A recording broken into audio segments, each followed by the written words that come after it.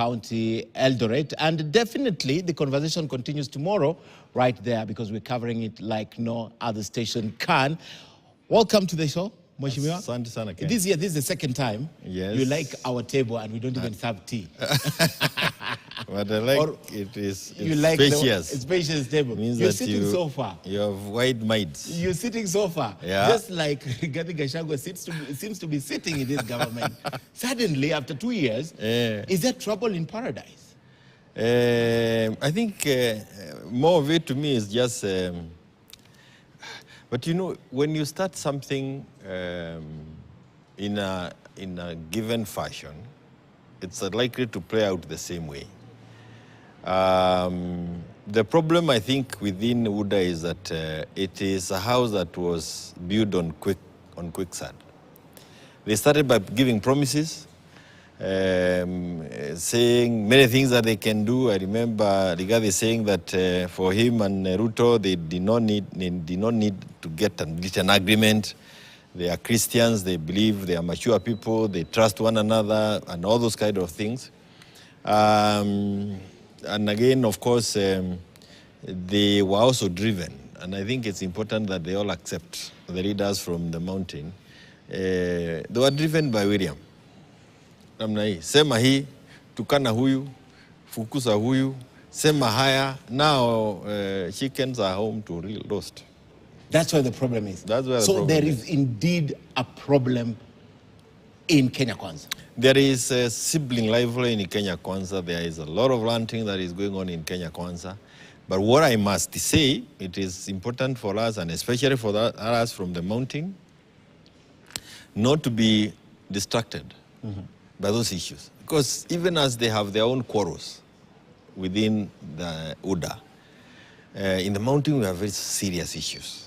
Serious issues that cannot allow us to pay attention to what they are saying. What are these? And I can tell you, Ken, you may think that people are spending their time thinking of the quarrels in UDA. People are spending their time thinking of how can I get my children to school? How can I save my business? How can I afford to plant again after I was given fake fertilizer? What will I do with my sick child, my sick parent, my sick wife? Issues that are very weighty in the mountain.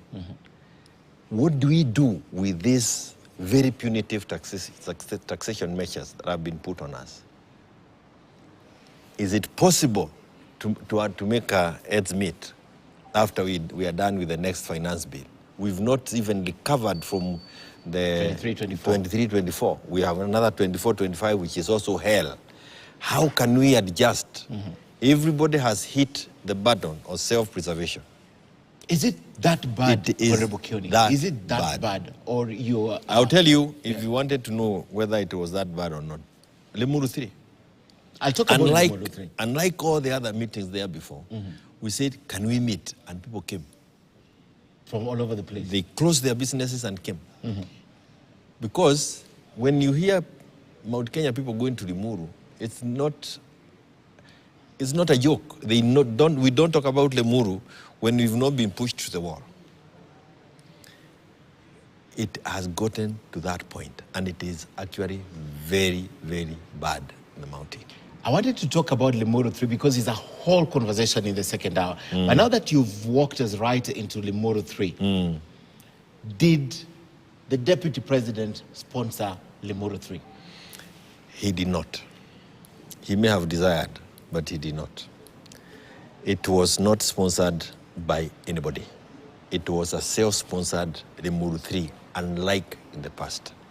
People used their own resources. They came in numbers, and they wanted to speak it out themselves. And they said it. We have left UDA for X, Y, Z, and they say the issues. We were promised all this. We are not even getting this. We are now looking for how do we get through the coming 3 years. Okay. And that is where, that is why you now see some, movement within UDA, because the people from the mountain who are within UDA cannot be able to go back home and talk about UDA. And I want to tell you here, and I saw it in the Limuru 3, UDA is over in the mountain. Whether they do grassroots elections or they do not, they don't bother with them. It's over. You said those who are going to run will run on different parties. Right. Okay.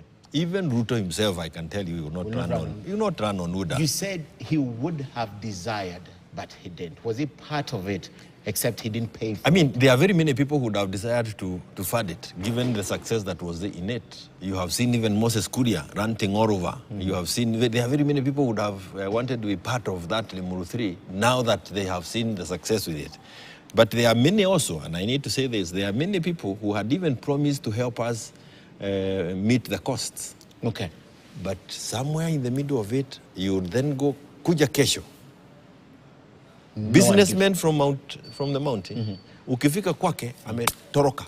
Wengine wanatoroka hata na kwa mguu. They would literally desert their offices. Why? Okay. There is also fear of what are they going to come across if they are discovered to have had anything to do with the Limuru. Okay. That fear is beyond what was there during the Kanu era.